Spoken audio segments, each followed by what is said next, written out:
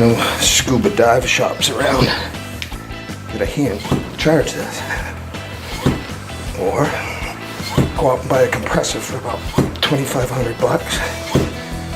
But I need a little exercise. Sunshine, lollipops, and rainbows. Everything looks wonderful is what I feel. 220 bar, which is about 3,200 psi.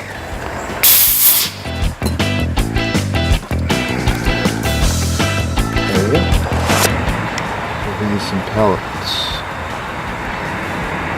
Scales accurate down to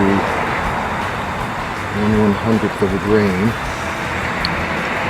These are JSB pellets.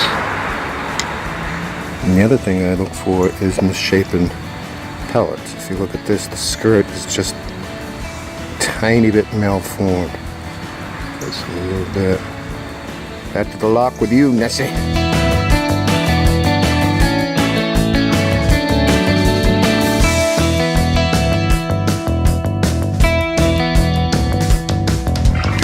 And we document temperature and humidity. Always going to start with a nice clean barrel.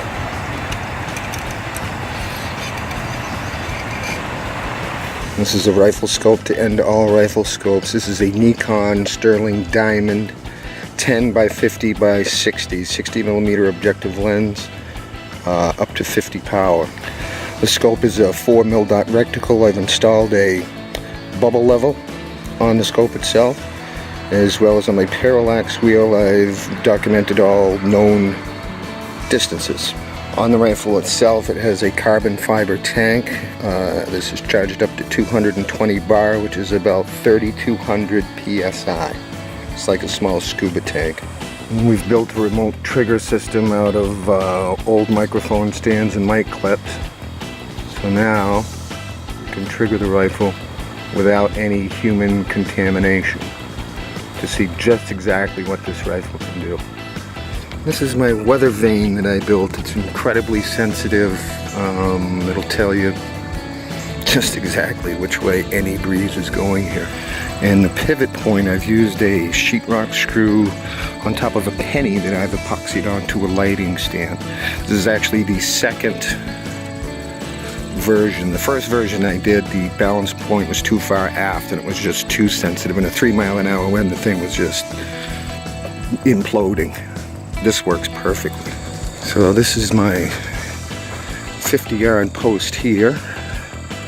50 yards from my bench, exactly to this point, is my backstop. It's actually 2 pieces of plywood. I was using one, but it was going through it, so there's the backstop.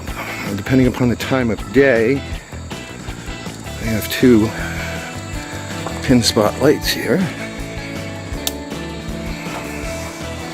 that will illuminate that target. That's with the lights. That's without the lights. I also have an adjustable mirror back at the bench, so depending upon the time of day, I can read the sunlight right down this range. But it's a little late in the day, so I'm in the shade on the bench, so I light that up. At 50 yards.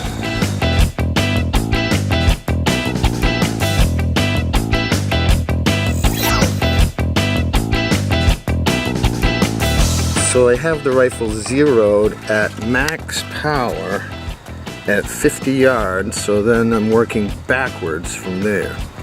So then I take all that ballistics data and I'm coming up with my range card here. That's what I'm working on today. This rifle has 3 significant power settings, which are adjusted by this wheel right here, which completely changes the trajectory. And that's why on my range card I have 3 columns, 3 individual columns for windage and elevation from 10 yards out to 50 yards using the JSB 18.13 grain pellets. I think we're ready to shoot.